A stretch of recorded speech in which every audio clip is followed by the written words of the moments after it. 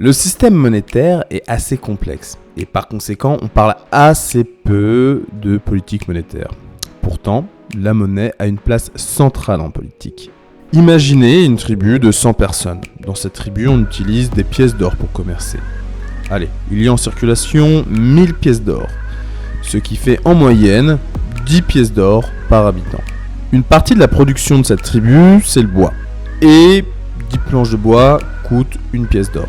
Il y a une production de 1000 planches de bois par an, ce qui représente 100 pièces d'or, soit 10% de la masse monétaire. Bon, un jour, un membre de la tribu, qui avait 10 pièces d'or, trouve un trésor de 1000 pièces d'or. Ouais, 1000. Et là, on va créer 3 scénarios et on va voir les conséquences. Le premier scénario, c'est qu'il garde tout pour lui. La production de biens et de services n'augmente pas. Par contre, la masse monétaire passe de 1000 à 2000 pièces d'or.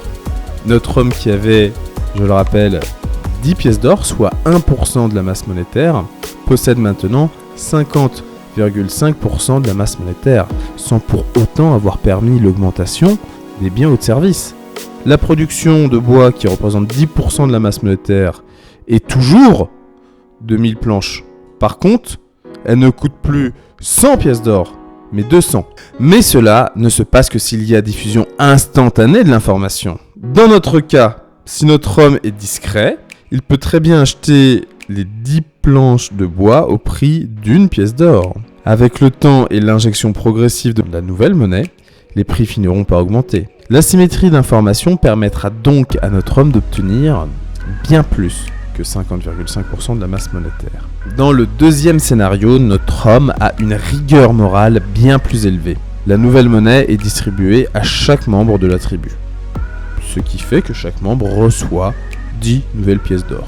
Là, on a un homme très peu travailleur qui avait une pièce d'or, soit 0,1% de la masse monétaire.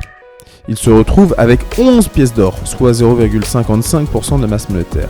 L'injection de la nouvelle monnaie l'a donc enrichi 5 fois plus par rapport à sa situation précédente. Par contre, un homme très travailleur qui avait 30 pièces d'or, soit 3% de la masse monétaire, se retrouve avec 40 pièces d'or, soit 2% de la masse monétaire. L'injection de la nouvelle monnaie l'a appauvri d'un tiers de sa richesse. Bon, c'est pour ça qu'on va imaginer un troisième scénario. Et dans notre troisième scénario, l'injection de la nouvelle monnaie se fait de façon transparente. Elle se fait de telle sorte que la masse monétaire des habitants reste la même, afin de n'enrichir ni appauvrir personne. Donc en moyenne, les habitants ayant 10 pièces d'or ont 20 pièces d'or. Mais notre homme peu travailleur qui avait une pièce d'or obtient une seconde pièce d'or, et notre homme très travailleur, qui avait 30 pièces d'or, a dorénavant 60 pièces d'or. J'espère que cette vidéo vous aura montré l'importance des politiques monétaires à travers cette fable, en tout cas cet exemple, cette illustration. Je vous invite à aller voir en description pour en savoir un peu plus sur les politiques monétaires.